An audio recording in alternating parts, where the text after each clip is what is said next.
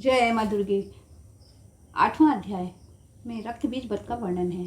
महर्षि मेधा कहते हैं, चंड और मुंड नामक असुरों के मारे जाने और बहुत सी सेना के नष्ट हो जाने से असुरों के राजा प्रतापी शुम्भ ने क्रोध युक्त होकर अपनी संपूर्ण सेना को युद्ध के लिए तैयार होने की आज्ञा दी। उसने कहा, अब युधादुत नामक 86 असुर सेनापति अपनी सेनाओं के साथ युद्ध के लिए जाएं और कंबू नामक 84 सेनापति युद्ध के लिए जाएं और कोटिवीर नामक 50 सेनापति और धौम्रकुल नाम के 100 सेनापति प्रस्थान करें। कालक, दोहत, मौर्य और काल के ये दैत्य भी मेरी आज्ञा से सच कर युद्ध के लिए कूच करें। भयानक शासन करने वाला असुरों का स्वामी शुम्भ इस प्रकार आज्ञा देकर बहुत बड़ी सेना के साथ लेकर युद्ध के लिए चला। उसकी सेना को अपनी ओर आता देखकर चंडिका ने अपनी धनुष की टंकार से पृथ्वी और आकाश के बीच का भाग बुझा दिया। हे राजन, इसके पश्चात देवी के सिंह ने दहाड़ना आरंभ कर दिया और अंबिका के घंटे के शब्दों ने इस ध्वनि को और भी बढ़ा दिया। धनुष की टंकार, शेर की दहाड़ और घंटे के शब्द से पृथ्वी और आकाश के बीच का भाग गूंज उठा। इसके साथ ही देवी ने अपने मुख को और भी भयानक बना लिया। ऐसे भयंकर शब्द को सुनकर राक्षसी सेना ने देवी तथा सिंह को चारों ओर से घेर लिया। हे राजन, उस समय दैत्यों के नाश के लिए और देवताओं के हित के लिए ब्रह्मा, शिव, कार्तिकेय, विष्णु तथा इंद्र आदि देवों की शक्तियाँ जो अत्यंत पराक्रम और बल से संपन्न थी, उनके शरीर से निकलकर उसी रूप में चंडिका देवी के पास गईं। जिस देवता का जैसा स्वरूप था, जैसा आभूषण थे, वैसा वाहन था, वैसा ही रूप, आभूषण और वाहन लेकर उन देवताओं की शक्तियां दैत्यों से युद्ध करने के लिए आईं। हंस युक्त विमान में बैठकर, रुद्राक्ष की माला पहनकर तथा कमंडलू धारण करके ब्रह्मा जी की शक्ति आई।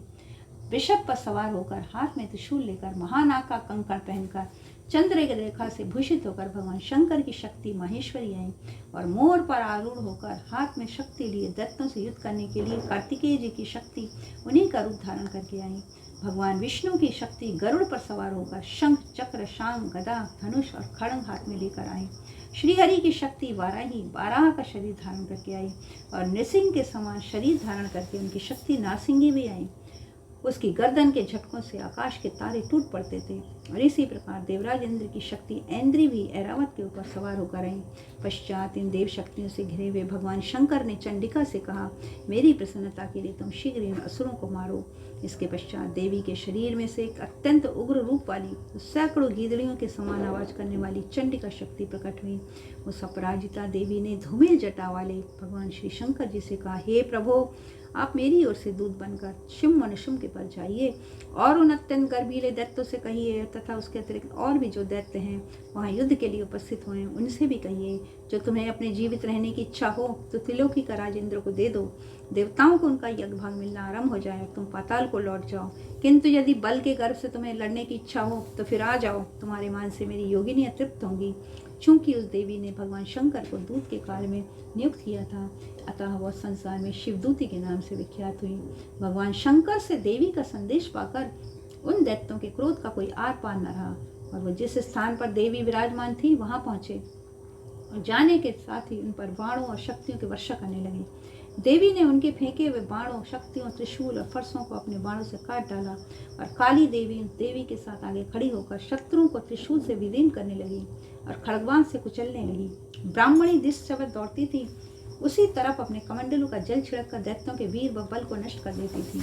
और इसी प्रकार माहेश्वरी त्रिशूल से, वैष्णवी चक्र से और अत्यंत कोप वाली कौमारी शक्ति द्वारा असुरों को मार रही थी।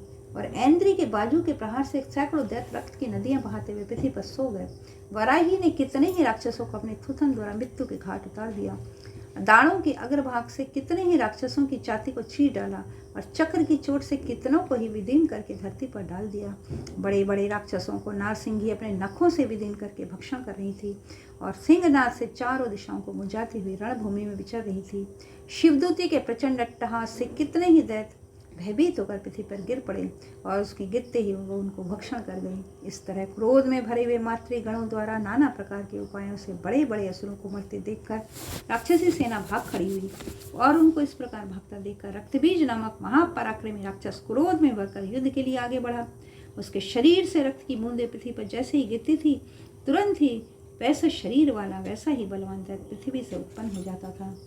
रक्तबीज हाथ में गदा लेकर के ऐन्द्री के साथ युद्ध करने लगा। जब ऐन्द्री शक्ति ने अपने वज्र से उसको मारा तो घायल होने के कारण उसके शरीर से बहुत सा रक्त बहने लगा और उसकी प्रत्येक बूंद से उसके समान ही बलवान तथा महापराक्रमी अनेकों दैत्य भयंकर रूप से प्रकट हो गए। वह सब के सब दैत्य बीज के समान ही बलवान तेज वाले थे। वो भी भयंकर शस्त्र लेकर देवियों के साथ लड़ने लगे।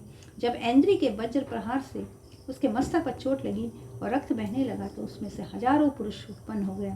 वैष्णवी ने चक्र से और ऐन्द्री ने गदा से रक्त बीज को चोट पहुंचाई और वैष्णवी के चक्र से घायल होने पर उसके शरीर से जो रक्त बहा उससे हजारों महासुर उत्पन्न हुए, जिसके द्वारा ये संपूर्ण जगत व्याप्त हो गया। कौमारी ने शक्ति से, बराही ने खड्ग से और माहेश्वरी ने त्रिशूल से उनको घायल किया। इस प्रकार क्रोध में भरकर उस महादैत्य ने सब मातृ शक्तियों पर पृथक पृथक गदा से प्रहार किया और माताओं ने शक्ति तथा शूल इत्यादि से उसको जो बार बार घायल किया, उससे सैकड़ों महादैत्य उत्पन्न हुए। और इस प्रकार उस रक्त बीज के रुधिर से उत्पन्न हुए असुरों से संपूर्ण जगत व्याप्त हो गया, जिससे देवताओं को भयानक भय हुआ। देवताओं को भयभीत देखकर चंडिका ने काली से कहा, हे चामुंडे, अपने मुख को बड़ा करो और मेरे शस्त्रघात से उत्पन्न हुए रक्त बिंदुओं तथा रक्त बिंदुओं से उत्पन्न हुए महासुरों को तुम अपने मुख से भक्षण करती जाओ। इस प्रकार रक्त बिंदुओं से उत्पन्न हुए महादैत्यों को भक्षण करती हुई तुम रणभूमि में विचरो। इस प्रकार क्षीण होने पर यह दैत्य नष्ट हो जाएगा।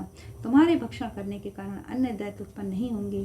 काली से इस प्रकार कहकर चंडिका देवी ने रक्त बीज पर अपने त्रिशूल से प्रहार किया और काली देवी ने अपने मुख में उसका रक्त ले लिया। तब उसने गदा से चंडिका पर प्रहार किया। प्रहार से चंडिका को तनिक स्पर्श न हुआ, किंतु रक्त बीज के शरीर से बहुत सा रक्त बहने लगा।